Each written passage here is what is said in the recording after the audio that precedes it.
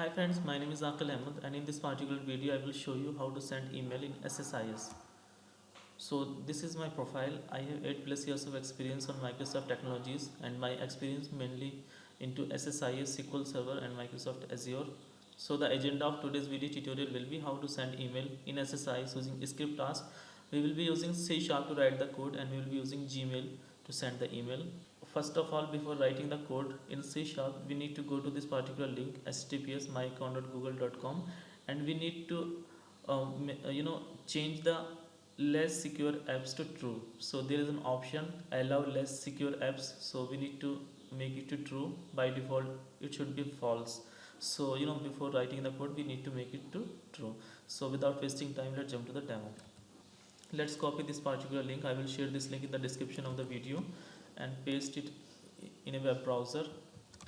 I'm using Chrome in this particular case, and let's log in with the account by which you want to send the email using C#. Let me type my password.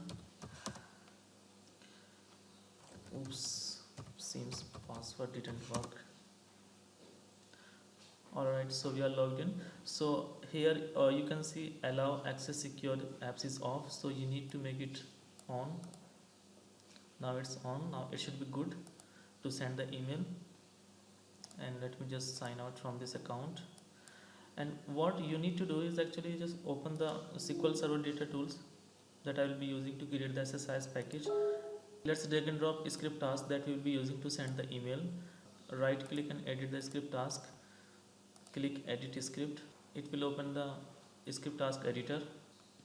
I already have the code to send the email, and I will share this particular SSIS package on dataplatformlabs.com, so you can download this particular package and you can just simply change the from address to address and the password, and this particular code will work. So you simply need to change these three items, okay, and then it should work. So uh, right now it's missing some namespaces, so we need to include two namespace here using system.net and then using system.net.email sorry. Yeah. Alright, so errors have gone, and what we are going to do, we are going to send email from this particular account as kumar84770@gmail.com to this particular email id akil33@gmail.com, and the password of this particular account is this one. So I'm going to change password after creating the video so that you can't log in with this password. And then these are the SMTP server name for the Gmail, and this is the port. So you don't need to change anything in this.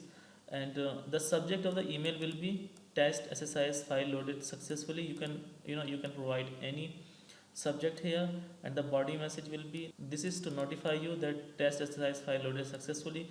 So you can modify the body of the email as per your convenience, or maybe you can use some some information from the SSIS variables, and you can access the value of the variables here, and maybe you can make the email message more descriptive kind of thing. So but in this particular case I will show you the simple email thing, but in next video I'm going to show you the HTML email where you can actually read the data from the SQL Server table.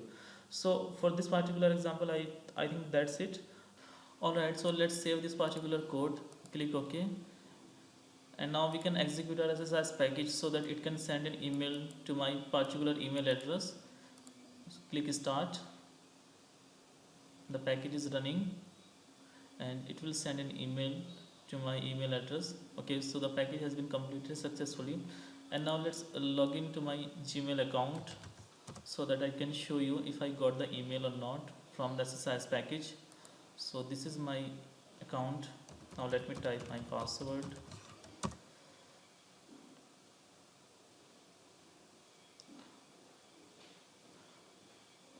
Alright, so you can see that I got an email, test SSIS package loaded successfully, and this is the subject of the email, and this was the message body, that this is to notify you that test SSIS file loaded successfully. So guys, this is how we can send an email from SSIS package using the Gmail and with C# code. Email functionality in SSIS is very much required, so when you deploy your packages to to the production environment, then it is very much required that you should got an email if the package is successful or if the package got failed.